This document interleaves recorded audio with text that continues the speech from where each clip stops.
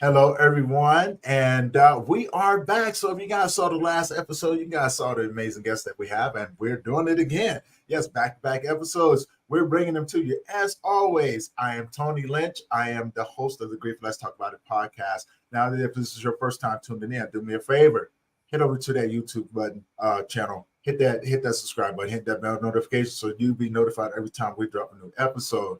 And before we get started, I have to say that this is for educational purposes only. So if you're struggling with anything, we do have resources for you. Now, without further ado, as I said before, we're always bringing the amazing guests for you guys. And we have another amazing individual, Julia Pearce, and she's here to tell her story. And you guys sit back. If you have any questions, put them in the comment section. We'll be glad to answer those questions as we go. And, so without further ado, Julia, thank you for being patient and coming on the show today. Thank you. Yeah, I'm so excited. We've been rumbling with this for a little bit, so it's great to be here. I know, right? It's one of those things, life happens and, sometimes we get busy, right? But that's the beautiful thing about life. You can always move things around if that's what you need to do. It's no rush, and we get to it when we can, right? You betcha. But Yeah. but the key to it is that everybody's in a good place when we do it. Yeah, for sure. So without further ado, introduce yourself, tell people where you're from. So I'm Julia Pearce. I actually live in the Salt Lake City area. We have mountains all around us, so I am near the West Mountains, not where all of the skiing is in the Salt Lake area. And that's where I've lived most of my life, although I love to travel. So I get out and about and over and under and around places. That's where I'm from.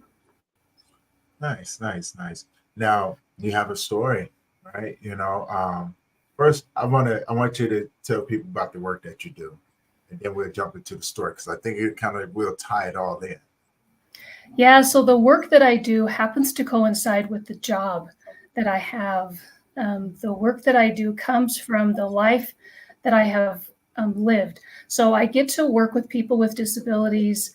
That comes from the family that I'm in. So our son had multiple disabilities, lived in this space with multiple agencies and special education and all of those things. So that's the job that I get to do, is working with people across our state and living in a bunch of spaces that include state agencies and education systems and a bunch of folks like that. That is also the work that I get to do. I love to work with families, and I just got a notice from one of my sweet friends that said she received additional supports for her daughter right before I came on. So I was doing a little, jazz hands and dancing around because I love supporting families in all the spaces that they're in alongside my own, dancing through this new world that I happen to live in, which is including grief, right? So that's the work that I do. It includes the job that I happen to go to once in a while that my director is sometimes perplexed that I'm still coming to an office because they happen to coincide right now. That's succinctly said. Now, let's take us back on that journey of how you got into this, right? Because you talked a little bit about your son and things like that, but there's so much more that goes into it as well, right? So let's take us back to the beginning and let's go through that journey so the audience can put those pieces together to have a better idea about how that amazing journey help you to do the amazing work that you are and become the person, and why the people in your office like, why are you still coming to the office? Yeah, that's actually there. They often say, so how much more time do we get with you? And I'm like, yeah, we'll see about that. And it does go back to the space that I have come from. So we had a son who got sick when he was 2. He was this typical little dude when he was born, living the life. And then he got sick one day. He was actually home with my husband. They were just hanging out, 2-year-olds with runny noses. They don't like him at daycare. And so they were home, and he started having seizures. And so paramedics were called. I was at work. They went on this massive adventure, is how my husband now talks about it. But he ended up with paramedics at the apartment, and they had no idea what was going on. Ended up with the pediatrician involved, couldn't find anything going on. And they said, well, that was weird, and sent him home. The next morning, things were still happening. Probably more seizures happened in the night. We don't know. But that next day, he could no longer walk. He had lost language. He couldn't feed himself any longer and was having a hard time sitting up. We ended up at the children's hospital for the next 9 days. He had lost, during that time, all of his skills. So went from this typical little dude, life was hilarious, in the hospital for 9 days and lost all of his skills. Never found out what happened with that illness. They called it a catastrophic illness because it took all of his 2 years of development. He did survive it. They have no idea what happened. They actually don't know how he survived the illness because 2-year-olds are mysterious. And sometimes they survive things and sometimes they come through it. So our son came home from that hospital, but had lost all of his skills. And they said, good luck, because doctors are marvelous, but they also practice medicine. They practice. Yes. So that started us on a really phenomenal sideways journey of now what do we do? And that was 31 years ago. And we began. So when I say I now am in this world of disability and systems of education and all of the realms that I happen to be in, and when my friends call me and say, oh my gosh, we just got this level of service, which is support and coordination and all of the things, I really am up out of my chair with jazz hands doing the dance, because we know what that feels like. So that was the start of it all those years ago. The child we went into the hospital with is not the child we came home with. And it actually was the start of our grief, because we were missing something. It was that beginning of it all the way back then. Mm-hmm. Wow. There's a lot to unpack there, right? Because how can you explain that, hey, you go in and expecting one thing, then come out with something totally different. You're like, hey, whoa, hold on, it wasn't supposed to happen this way. Yeah. But now you're faced with these challenges. Well, I wouldn't even really say challenges. You're faced with a different sort of life now, right?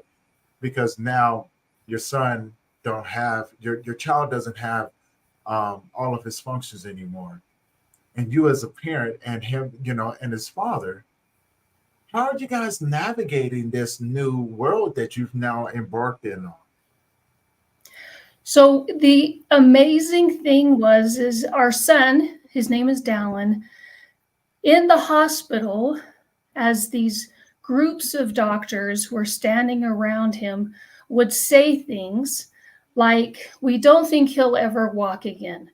We're not sure he'll ever sit up again or swallow or do those things. And he would look at them with this fantastic glint and gleam in his eye, as if to say, yeah, let's see what happens with that. They said that one time around his crib, and he had ataxia, which means he wasn't able to sit up or walk on his own any longer. And they said, we're not sure he'll ever be able to sit up or walk again. And he looked at them with that gleam in his eye. And the next day he pulled himself up out of the crib and started to wobble down the hallway. The nurses got him a helmet and we began again.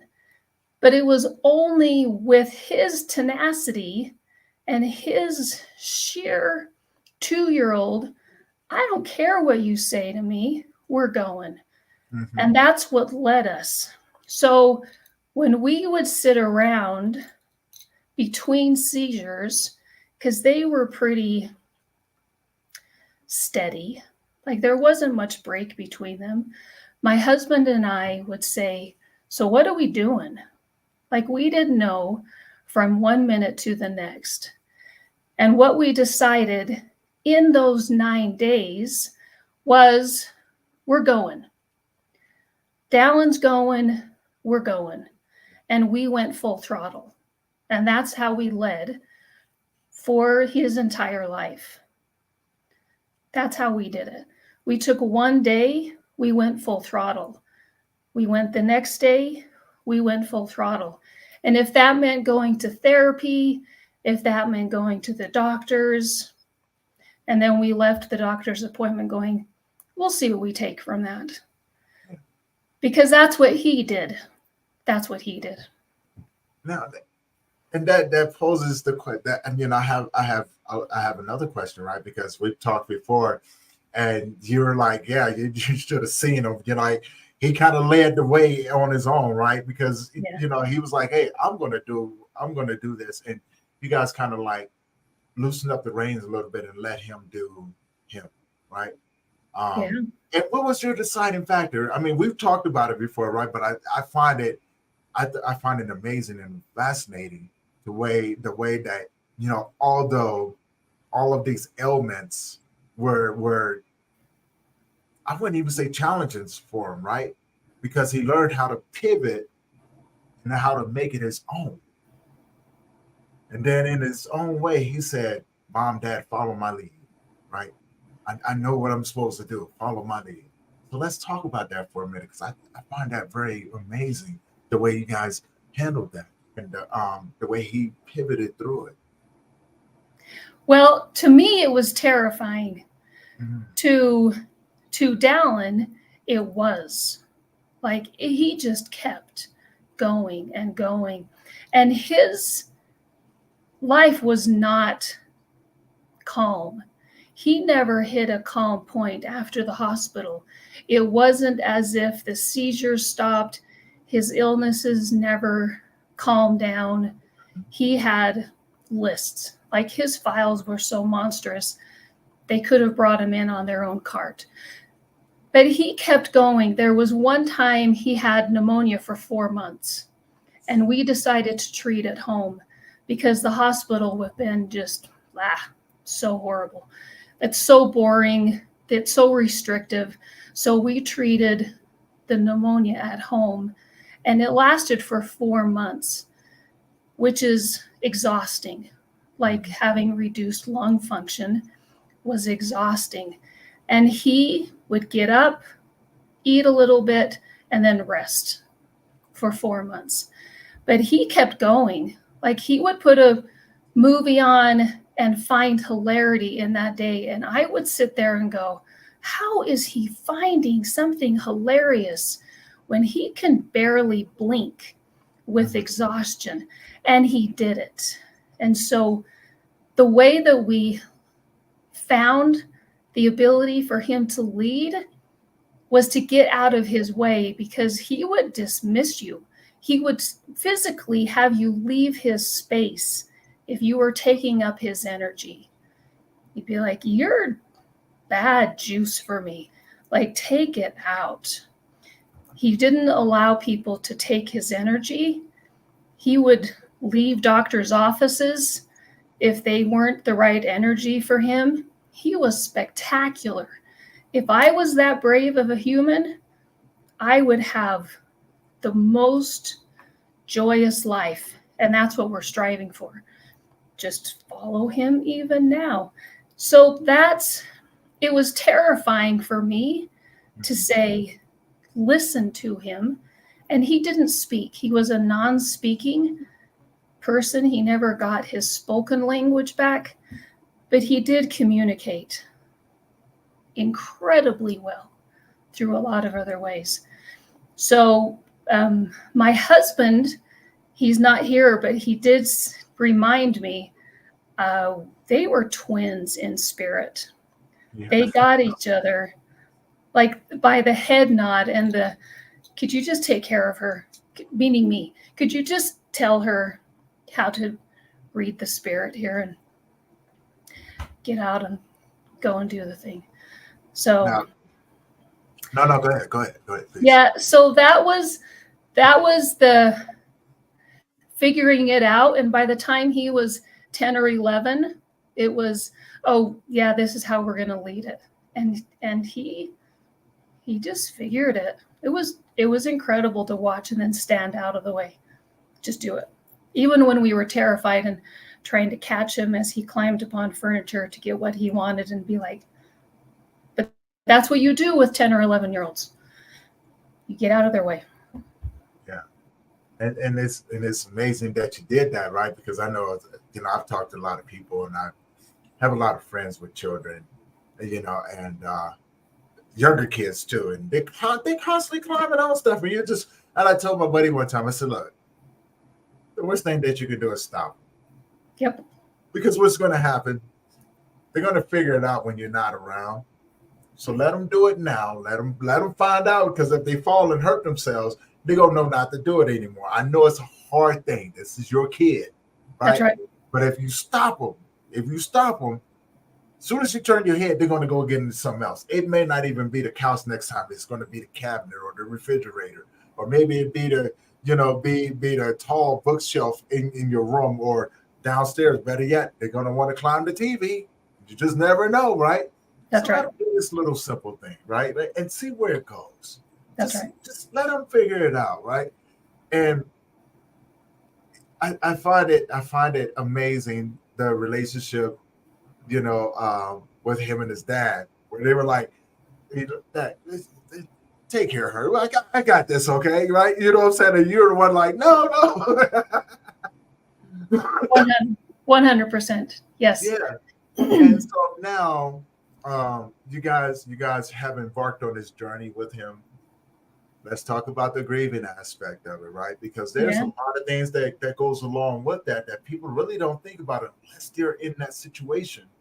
But I think a lot of times people kind of dismiss the grief, right? Let's talk about it as a mother. How did that grief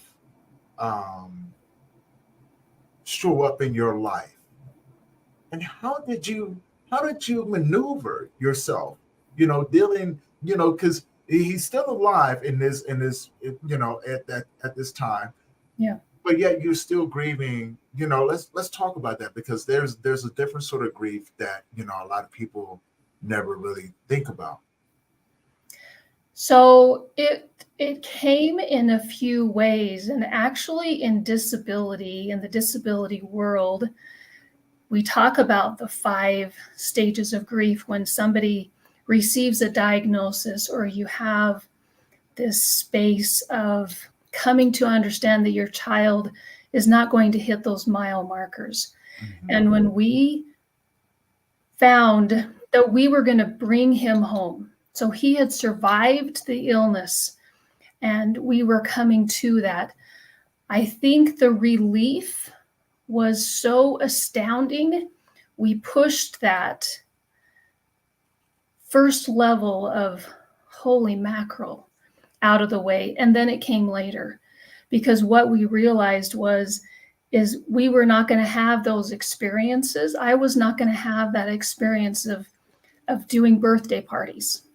There were no birthday parties for our son because he didn't understand the concept of it. He did, from the time he came home from the hospital, then have an intellectual disability. And it's intriguing for people to come to that space that I talk with now. But then we were so into this, oh my gosh, he survived, that the joy of that overpowered the grief sometimes of we don't get birthday parties. And I'll tell you, birthday parties were not that important to me until he became maybe 10. I think I was sad not to have a 10-year-old birthday party, but he never rode a bike, a 2-wheel bike. And it was like, okay, let's feel that. I needed to feel that, and also be okay with him riding a different type of bike. And he did for like 3 minutes, and he was like, "Kay, are you okay now?"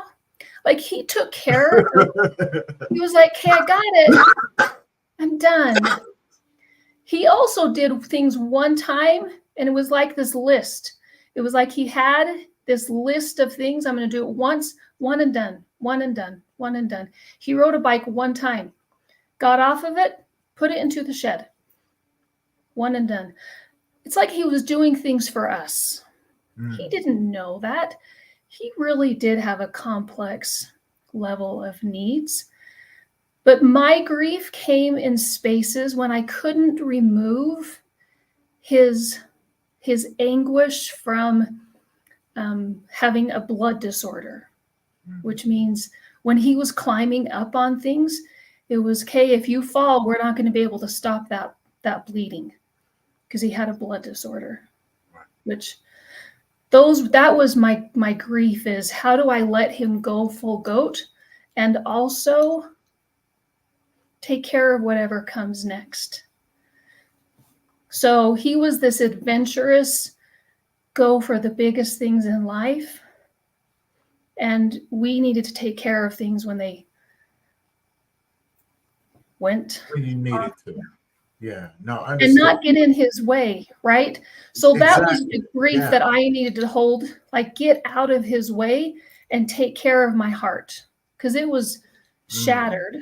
Yeah. But don't let it get in his way, because he will give you the look of, seriously, I'm living here. Can you just not get in my way? And so that was the grief part. The other part with grief while he was living is that anticipatory grief. Yes, yes. Because we did know later that he had a degenerative disease secondary to that first illness. And we didn't know how long that was going to be. Degenerative diseases are tricky that way. And so that anticipatory grief gets in the way of living joyfully. Yes. And it's that I'm getting ready for the end of life, but that means being in life also. And how do I manage that? How do I do that without, again, taking away from his exuberant, monstrous, I am right here. Can you just be here right now? That was the other side of grief, that I couldn't let anticipatory, I know it's coming, that other shoe is going to drop. It's coming, it's coming, it's coming, but still be right here in the joy. That was that. That's amazing, right? Because you learned how to show up, let go, but also gave yourself permission to go through the process of understanding that anticipatory grief. You're living in expectation of, or not expectation, but understanding. Yeah. That eventually, this is going to come to, this is what it's going to look like at the end. Now, there's a question for you up here.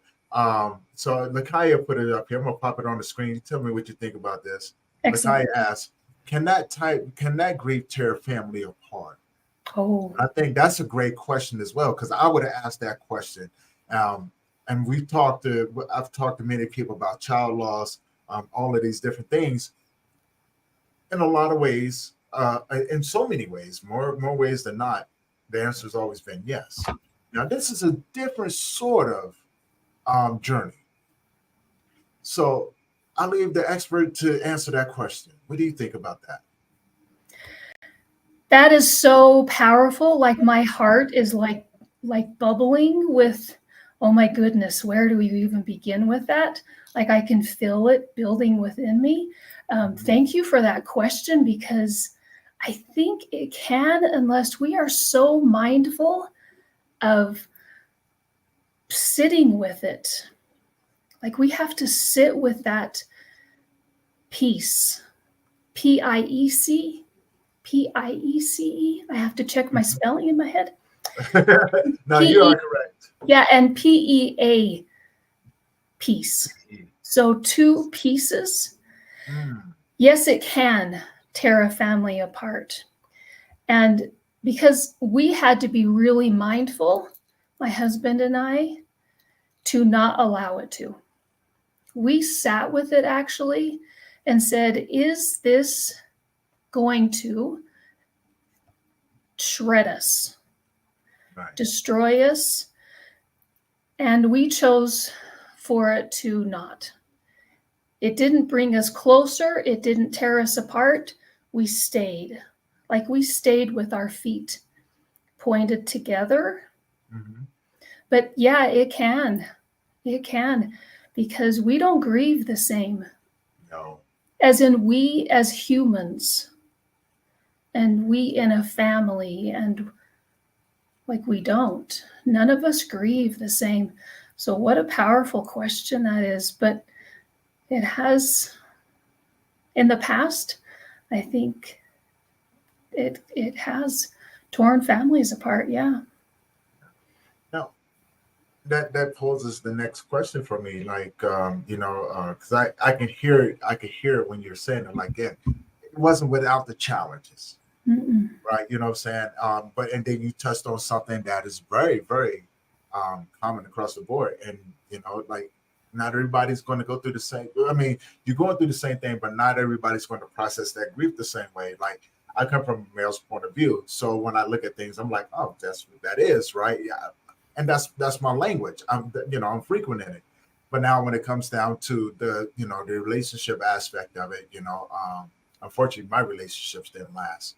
And so it's always amazing and inspiring when I see the relationships that do make it through, right? Because you are going through the anticipatory grief.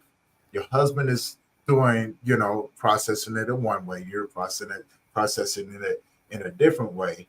And so now, from what you've seen, and the challenges that came along with that, let's talk about that a little bit, right? Because it goes without being said, right? You know what I'm saying? Like, it's not going to be easy, but if it was easy, everybody'd be doing it too. Oh, that's big. Wow. Yeah. Yeah. And what comes to my mind as I was listening and trying to be with you, as you said, all of that is, again, being with somebody in theirs and having them be with us. So as we were going through this life with Dallin, it was being in life, right? Being in life. So from the beginning, as we started this with Dallin, and then through his entire life, through all the changes, it was be here and then be here. And somebody asked me a question one time, and then I brought it home to my husband. And somebody said, how long can you do this? Meaning provide, take care of, go to appointments, do all the things, as he had come to the end of life space, as Dallin had come to his end of life. And they asked me that question, and I sat back and boiled, just got boiling, fury. And I was like, that is not even the question. Like, we can do this forever. Because I had talked to my husband beforehand. We were going to this appointment. It was for palliative care. Palliative care is before hospice, when you have somebody who needs long-term medical supports. Not everybody gets palliative. Not everybody gets hospice. Those are things that actually very few people get. But they asked me that question, and just like fury, I can feel it. fury just filled me. And I'm like, this is what parents do if you have the opportunity. And somebody gave me something to throw. And I was like, oh, you want me to go to that level? And I had known these people for a few years, and it wasn't about that. It was like, this is what you do when you love somebody. You do it all. And we had already decided we will do anything, because that's what you get to do if you have the opportunity. And yet, when I was with Dallin, our son, we were going to do what he led us to. Okay. And when I was with my husband in his grief, throughout all of the journey of grief, because it is not linear. Right, yeah. I'm going to be what he needs to do. Not what he needs me to do, but what he needs to do. And if that is to listen or to be still or to give him something to throw, which turns out sometimes is really kind of fun. I'm just saying. Oh my God. That was kind of fun. That's a later story. That's another story. But in that moment, the team wasn't all wrong. But if I need something for my husband, then he is with me. And if it's to listen and watch whatever it is, then that's what we have decided. We get to choose and do that in grief.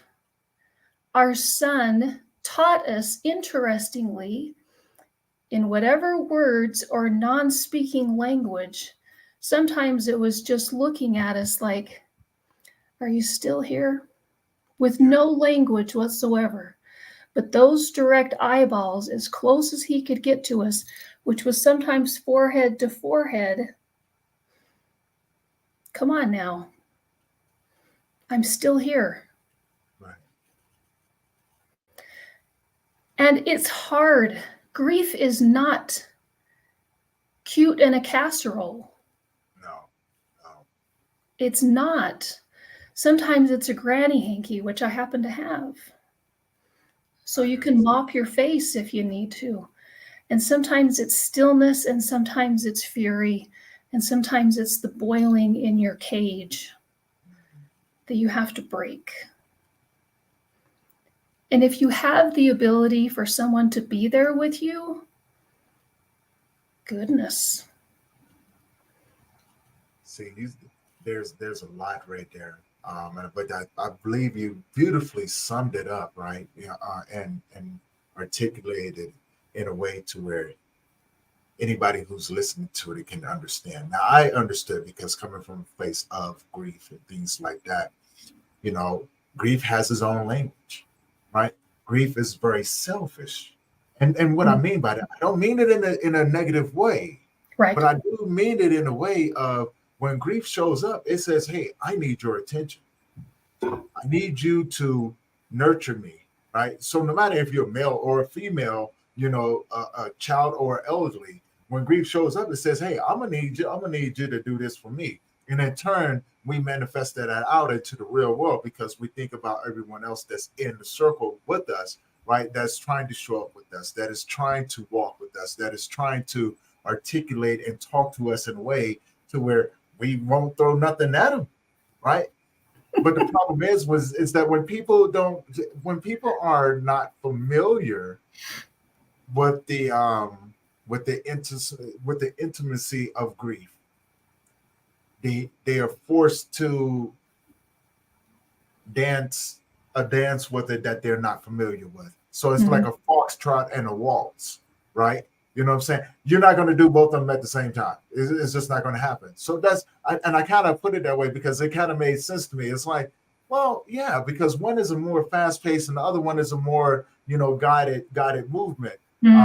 Although they're both guided, the tempo is not the same. Yeah, that's good. Yeah. The tempo is not the same, right? So when you put it like that and you can articulate it in a certain way, we can look at it. We can now, coming from the other side, you can look at it and go, oh, okay, you know, you just haven't learned how to foxtrot with this language yet.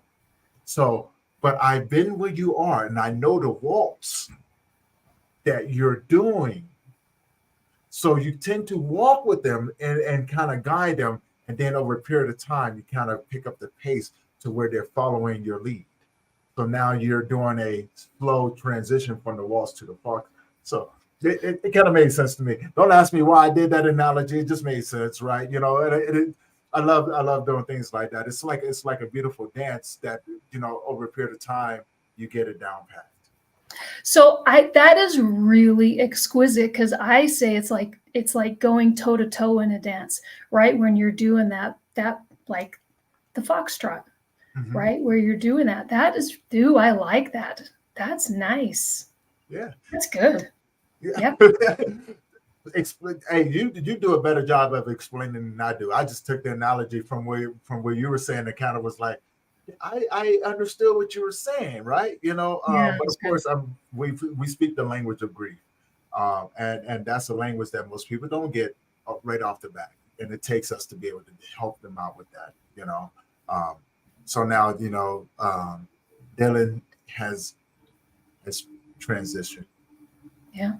So now there's a whole new set of grief. The anticipatory grief is now coming to fruition. Now the reality of it. But you guys had a long, he defeated some odds too, Yeah. right? He was around a lot longer than what they said he was going to be, right? So you guys were pretty fortunate in having him and being able to enjoy his life with him. But I'm sure the stories that he's telling with his friends and everything, in heaven or the spirit world, whichever one that people want to believe. I want to say his energy is still there. He's still telling stories about that. Like, yeah, I rode the bike once, right? And you guys got the chance to experience that. What a beautiful, beautiful thing. So now, how was everything when he transitioned? It was so different, right? We thought we knew things. We were prepared. We were like had one big fear, and we had prepared for that one big fear, and it was malarkey. It was malarkey. We knew nothing. We absolutely had this facade. It was planned. People had said you get this many days after this had happened. It was a joke. No. And he was a stinker. So everything that we thought we were prepared for, because we did get hospice care, and I say get on purpose because, again, there is sudden death, there is massive injuries, there's all sorts of things. And we did have hospice. We thought it was going to be for months, and we got 8 days. And we got to hospice as quickly as we thought we knew to get it. We think we know a couple things. It's make believe. It's make believe. And then his whole system changed. So he did have a degenerative disease. He also had different neurological things happening. My husband felt okay enough to go on a business trip because he was still eating. Eating is one of those indicators at end of life for people who know this, that if they're still eating, you should have this much time. In our son's case, hilarity, untrue. But he is a stinker and is still probably saying jokes on YouTube. And it's been 11 years this month. So my husband went on a business trip. The next day, all systems shut down for our son. I called an audible and said, get home now. We had a plan in place. The plan was enacted. Our son waited for my husband to get home, and within a few hours, the oxygen left our house. And that was the only adequate thought that came in my head is there is not enough oxygen, and our son was using oxygen at the time to support his life. And I thought there are not enough tanks to put into our home to bring back oxygen to sustain us. Us, not Dallin. I was like, this cannot be described. And how I just described it is very inadequate. And those of us who know it are like, well, she just tipped the iceberg. That was nothing. And it's true. But it was indescribable. And my friends who have had children pass away are like, mm-hmm, mm-hmm. And I said, why didn't you give me a hint that we were so ill prepared? And they said, we couldn't. There is nothing to describe it. Exactly. Until there is nothing in the atmosphere. You have just left the planet and you've been sucked into cyberspace. Yeah, you're in a realm on your own. And There's nothing. we talked about this, right? We've talked about this when we think about the definition of child loss. It always takes me back to a place where I remember this quote, but also remember the picture that was with it. But I think you did a beautiful job, and I'll get to this. I think you did a beautiful job of explaining that, how the air just leaves the house. Because it was something that I said, when my son passed away, right? Someone said, how are you doing? I said, man, it's as if someone took the air out of my lungs and I'm walking around breathing, but there's nothing there. Nothing. There's nothing there. Like everything is gone. How am I still functioning? And that's putting it mildly. How am I still functioning when I'm breathing, but I'm not breathing this air? Yeah. Because everything that I've known or was getting to know is now changed. That everything is different. So now takes me to this quote, and you tell me what you think about this, because I love the fact of, when you went to your friends, they were honest with you. And I would have never known what to say neither, even though you've lost it, or you're going to experience it totally different. But you went to your friends and they said, there's nothing that can prepare you for this. Even if we would have said it, it still would have not done anything for you, because you're going to go through it a different way. Now it goes to the quote. A therapist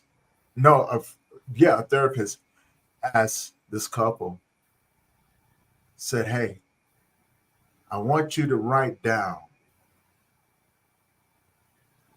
what you think child loss is. Mm. And that was the quote. Now here's the kicker part. There was a pad and a piece of paper.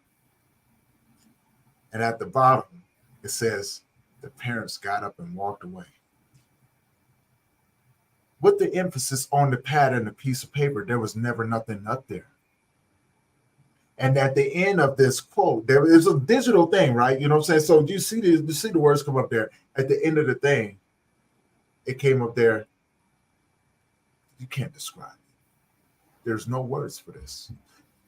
It goes to another thing, right? Every loss that we've ever encountered, you got parental loss, loss of a spouse, you got sibling loss. They all have some words that go along with them. Widows, widowers, you know what I'm saying? When you lose your parents, you're now an orphan. Yeah, of course, I say that jokingly, but when you lose your parents, you do feel like an orphan in the world because you have no one else to go to and talk to. Did you know that child loss is the only one that has no words to describe it? Sure. It's such a deep, profound loss. Something I wouldn't wish on anyone, even in the anticipatory grief, right? You think that'll prepare you, but it don't, right? Because you grieve, and let me know if I'm right, if you want to add into it, but and from my perspective, and my knowledge of it, from just coming from my point of view, you grieve the life that you had, that life that you thought you was going to have, all of the dreams of watching them grow up, get married, have kids, go to college, et cetera, et cetera, et cetera, right? How tall were you going to be? What did you look like? What you going to have a beard? Was you going to have a mustache? Was you going to be faceless? It was going to shave your head. Your first girlfriend. Your first car. How many times you're going to wreck it? How many times you're going to have to rebuild it? This, that, all of these different things, right? And the latter, it can go in so many different ways. You grieve those things. You do grieve those things, and it hurts. And I think it hurts. I wouldn't say the same, but in a way, I would say it would hurt in the same way of losing your child. I want to get your take on that. So I have sat with that, and I think it took me until year 7 before my brain could come back together. Like until the neurons could connect again in my frontal lobe, which was really intriguing for me. It took me 3 years before I could leave the house without checking his room. Mm. And it took me about the same amount of time before I could listen to music again. Like the grief was just this space of, I didn't know who I am. And I would talk to my husband, and his space was about, I'm eating, but I'm not tasting anything. I'm doing this and I'm doing this and I'm doing this, but what are we doing it for? And we sat in our spaces and said, this is where I am. And we listened. But it took until year 7 before I was able to get curious with grief and to sit with the things that you were just talking about. I have never once thought about the what ifs if he were still alive. I have sat with the many, many other things. My husband has. He's like, okay, if he were still here and if he didn't have disabilities, then he could be a dad of maybe 4 or 5 kids. My husband does that. And I have not ever once. And I think it's okay to say that's extraordinary for both of us to be in these spaces, because grief does that to us. It changes how our neurons connect. So I still go into spaces, and those quotes that you shared are ones that I think we can sit with and say, what does that mean for me? Because they are powerful. Yes. Right? And they are. I went through years of, am I okay today? And if I'm not okay, what can I do about one thing? And sometimes it was open the blind. Look outside. If I'm not okay today, what can I do? Because what you have just shared, I'm going to be sitting with and opening my blind about, because we get into our space and think this is only how it is. Right. And there are other things for us to consider and be with in grief. And it can be many, many things at the same time. And as I came to those spaces and listened to music again and sat with who our son taught us to be as the oxygen seeped back in, it was like a balloon when you hold it tight and you can hear that whistling. Yeah. And it starts to come back in. It wasn't helium coming back in. It was oxygen. And it was a little offensive. I was offended at my own self feeling life again, because how dare I? How dare I feel life again? But how dare I not? And that was an extraordinary space to say, what?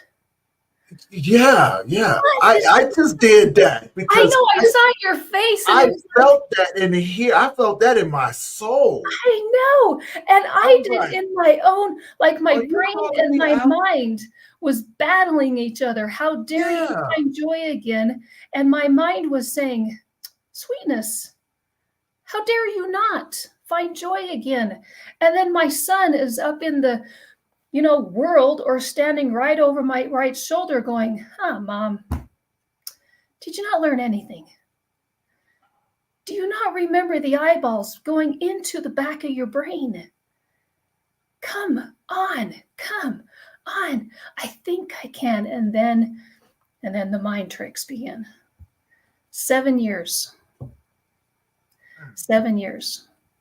But we have to allow it. I had to allow the how dare I not? How dare I? It was a truth and dare game with my own mind.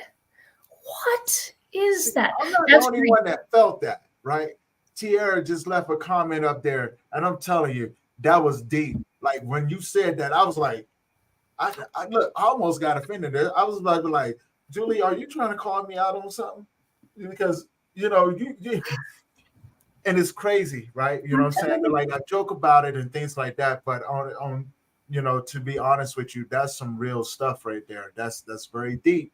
And the reason being because I think anybody who's ever lost a child, we have some sort of sense of how that feels.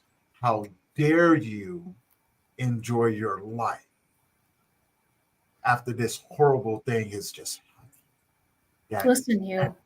Yes. Yeah. So you know what I'm saying? Like I understand, like when you said that, I was like, ooh, oof, man, I almost had to go off screen for a little bit and be like, look, I'm gonna let you talk a little bit. And I'm gonna have to contemplate this thing right here. No, but I appreciate that you said that because it doesn't get any deeper than that what you just said because there's a conflict of interest, right? Um, and I don't think if you've never lost a child before, um,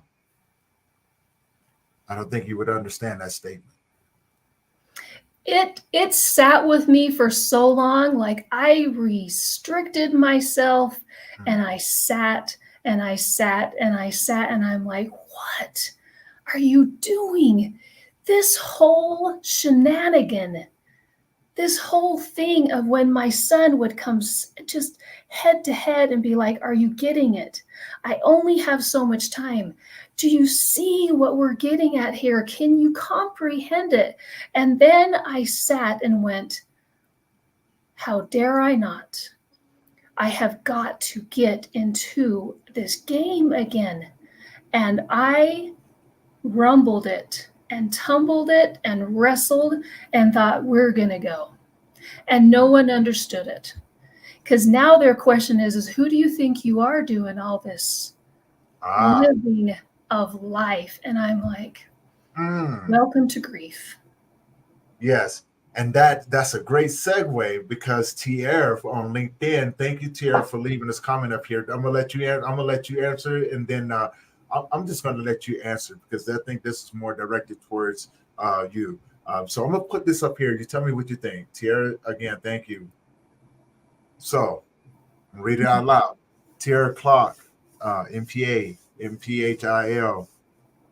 The guilt you feel to enjoy your life. Does society play a role in you feeling this way? Because people may question, how are you living after such an incident? Oh my gosh. That's a great question, right? Thank you, Tierra. We're gonna Thank get you. this question answered for you. Yes. So thank you for this question.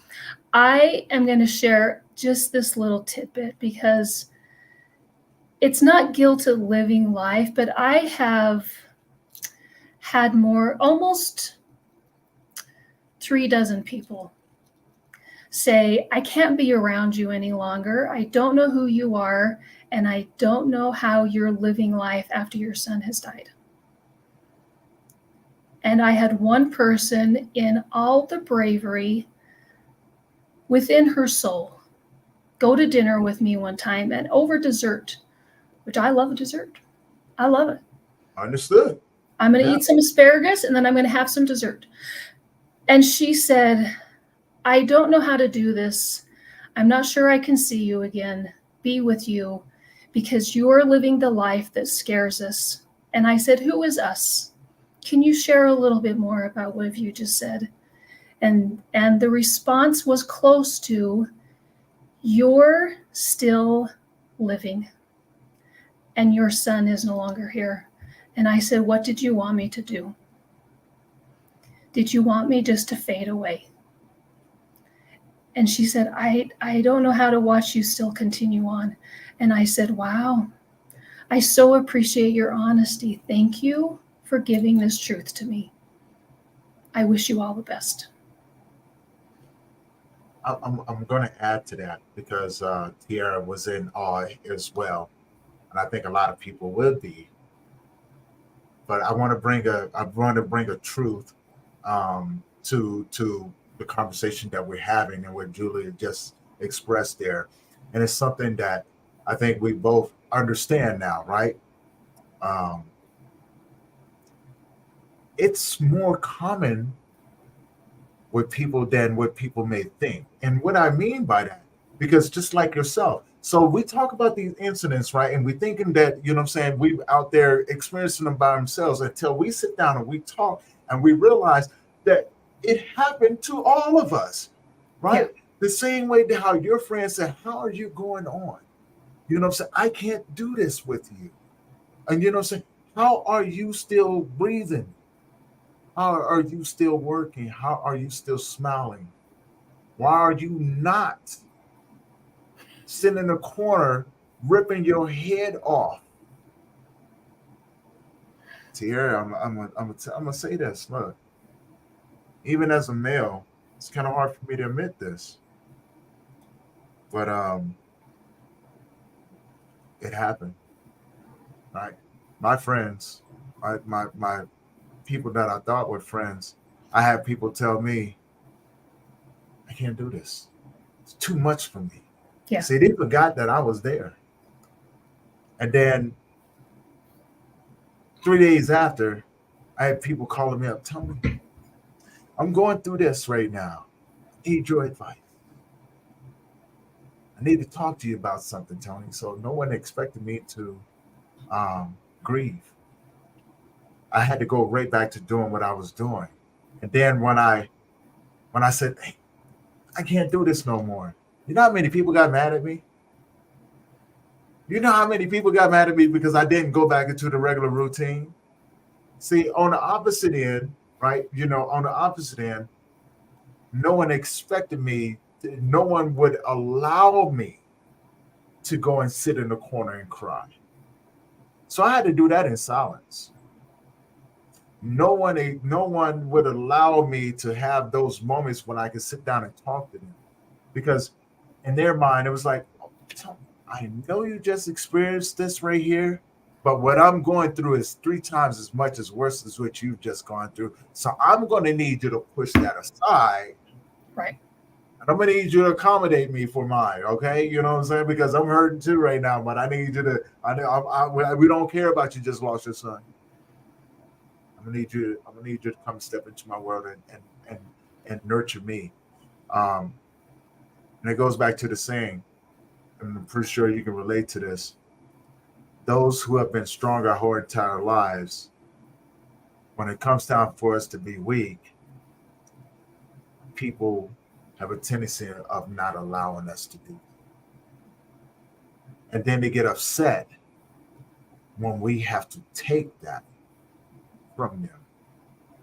So we can give ourselves permission to break down and, you know what I'm saying, and be sad and be depressed, to cry. You know, the problem is that we do it in silence. You know, I'm gonna get your take on that, and then I'm gonna put this last comment up there. If you guys got any more comments, we can go a little bit longer and everything. Julia's having fun. I'm having fun reading them.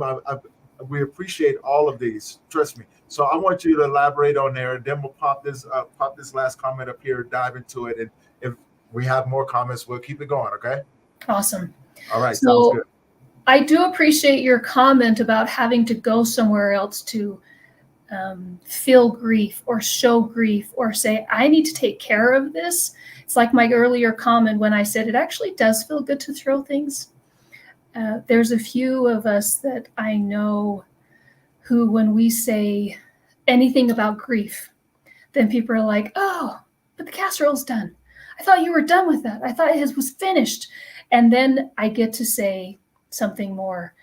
I have a few friends and I who every once in a while we throw china on a big old tarp, on a piece of concrete with some things, and we break things, and then we start laughing hilariously because it's so tightly held that our cages, our rib cages and our hearts are so that it's a little bit freeing to say, oh, let me do some hayatas and become ninjas who throw, I don't know, stars. But most of the time people want us to be silent and still and fine and stoic. And we're not meant to be. We are not. We are supposed to feel everything and express and be human and aware of one another. And if we're too this in the middle of all of our feelings, then that is concerning. We should be a little wavy. We should crash on the beach once in a while. Most definitely. Yeah. Most definitely. So I'm going to put up these two comments because I think they kind of go hand in hand. And I think they're kind of addressed towards me. So I'm going to say it. And if you have any input on it, please, by all means, you know how we do it. We're just going to have the conversation around it. So Tiara put this up there. Tiara, thank you again. And so she says, wow, I'm so saddened to hear that because I would want you to live. I believe it, but is the dynamic different for a male? Our social construction, especially for Black men, has said you need to be a man and nothing should break you. Yeah. This is a two-parter, right? But I'm going to try to do my best. So I'm going to bounce this off. I'm going to put the second part up here as well. Our own culture teaches us to teach the men to be that. So naturally, you did not have the space to adequately grieve. So I'm gonna answer both of those, and I'm gonna do my best to do that. And tell me what you think. So, in a culture, as a man in general, the ones who are teaching us these things are the women in our lives. We normally come from, in our culture, the single mom era is a huge thing. So who's teaching our men to be men and how to grieve and things like that? Now the question is, who is teaching them? So is this passed down through generations? Because when you meet most men that are mama's voice, it's usually because they're raised by their mamas. See, in our culture, it's become natural for men not to be in the home because the government has said, hey, we will pay you X amount of money to keep that man out of the home. So who's raising our young boys? So now think about that. Now, no disrespect to anyone, but mothers have a tendency of raising young men to be the men that they want, right?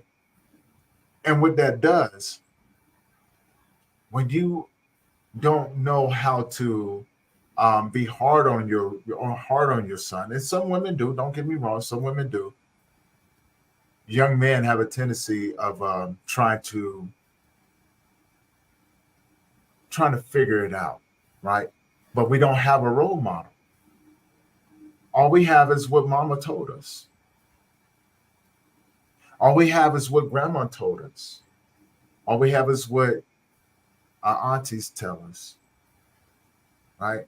We tend to not navigate towards the men and the young boys and stuff around us and things like that because we're all trying to figure it out. We're all trying to figure it out. So what ends up happening is that once we get older, that's all we know.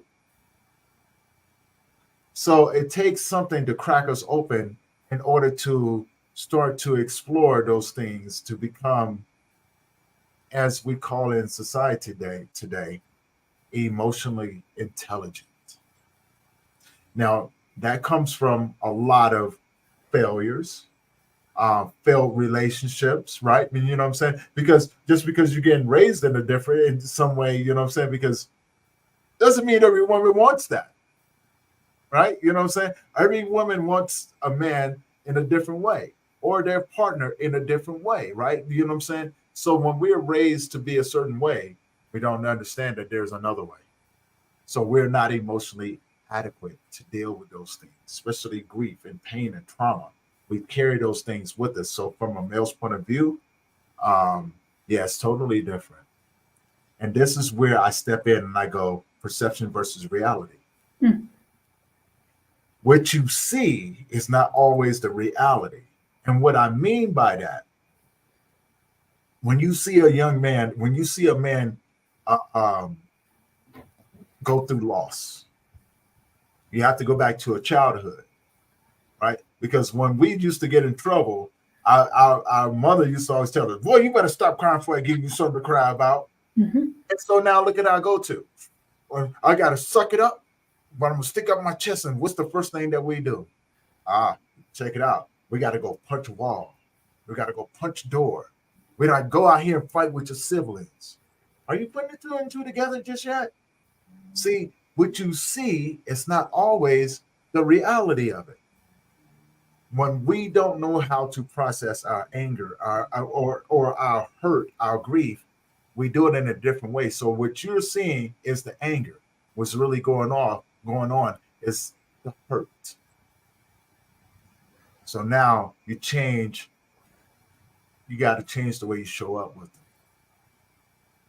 Now that you have that different perspective, what are they hurting from? Things say they're hurting from things that they can't tell you. They can't tell you that my heart is hurting. They can't tell you that my life is falling apart. We can't tell you that I'm not okay. I don't want to cry right now. Because if I do that, you're going to look at me and say, you're weak. At least that's what I'm telling myself. And once a man feels as if he's lost value in any part of his life, he begins to feel useless. Now, this leads to the most important thing. Once a man feels useless, he tends to eliminate himself out of the situation. Hence, the rise in suicides. And it all stems from perception versus reality. Julie, I want to get your take on that before we wrap it up. So that's a really powerful understanding for, I think, many, many, many people, is we don't understand that grief is such a impactful piece of culture and society and gender. Mm-hmm. Right? And you put that into a place so distinctly. And as you were sharing that, I thought about all of the men that I know who are not able to come together with those three components.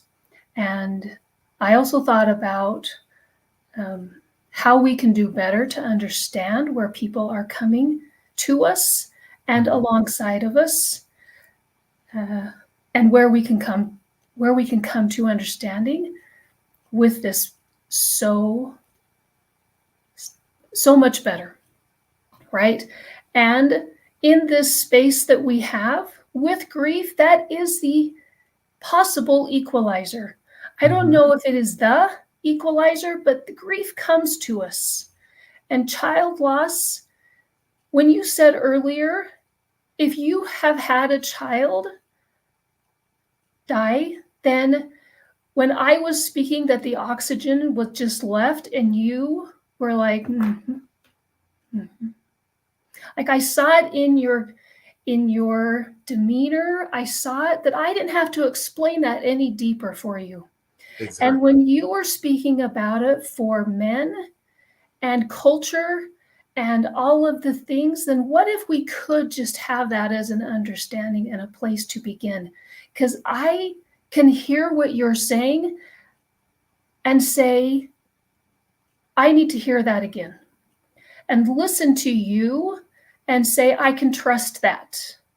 I don't need to go the rounds with you.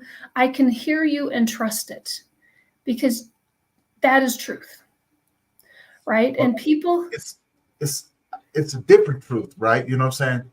And the reason being, because my truth is going to be different from the next person's. yes, but Perception is a reality. right. And your truth is what you just said. And my truth is what I've been sharing so far today, because our Exactly. experience with our son was this extended experience. And Mm-hmm. other people may say, I've never understood that before. And now we can come together, because grief is one of the spaces where we're like, okay, I can hear you. And here we are together. That is Those what who we share can do pain, together. Yeah, exactly. Those that's who what share it is. pain speak the language of understanding because we understand what it's like to hurt in a way Right. that you can't explain it. Yeah. So sometimes grief is a silent, like I said, we could be in the same room. Something would happen and it may affect both of us in different ways, but once we look at each other, it's like, you don't even have to say now. I can look at you like, yeah, I know, right? Mm-hmm. Yeah. You know what I'm saying? Like That's right. That's right. it's an unspoken language. Um, it's like a blind man reading braille. Unless you can put your hands on it. You can't read it, but That's right. unless you can put your hands on it and feel all the bumps and the smooth parts inside of it, you'll never understand what it's like to navigate through it. That's right. But it's something truthful about that though, because Yeah. at some point we all will have to read that language, and it's universal. Yeah. I did really appreciate when you were speaking about how men have been told how to be, right? Just Mhm. pull up. And my husband is so filled with compassion that he can be in a space and feel compassion for another person. And sometimes people are like, geez, what is that about? What is that about? Right, And he's like, right. I'm being with another person in their compassion and showing empathy, not Mhm. sympathy. He goes into that empathetic space. If another person has had a child die, he knows what that is. Not the same, but he can be in that space. And sometimes he gets a little guff about it, because you're showing feelings, and he's like, yeah, Yeah, yeah, I am. yeah. And you know what? When you become emotionally intelligent, um, life changes because now we know how to show up. That's right. And Yeah, what I mean by that is meaning that we start our healing process. yeah, When you start to heal, oh, life takes on a whole new meaning for you, right? It's filled with so many other things, but in a lot of ways, we stop worrying about all the other stuff because we start to show up. And that's the man and that's the woman that you want to show up around your kids, right? You know what I'm saying? That's the man and the woman that you want in your household. But now that comes with a price too, meaning that you have to be on your healing journey as well to match that. And that right there creates legacies across the world. It changes conversations. It gives confidence. It helps build young leaders. It helps give voices back to the families that have been lacking and saying, no, we can't do this by ourselves. And it helps build communities. And once that is done, it's a beautiful thing. And Tierra, you're on point there. Healing is a separate journey. Everything is a journey in its own. yeah, Every part, healing, grief, loss, all of these are separate journeys. That's the one thing that people don't understand. You can't put all of these things together because when you go through a loss, you have to go through a process of that loss to be able to articulate it, not to others, but to yourself, and break down to understanding to where you can start to swallow those different pieces or be able to chew on those different pieces. And then when you start to go through the grieving process, well, that's a process in itself. When you start to go through the healing process, that's a process in itself.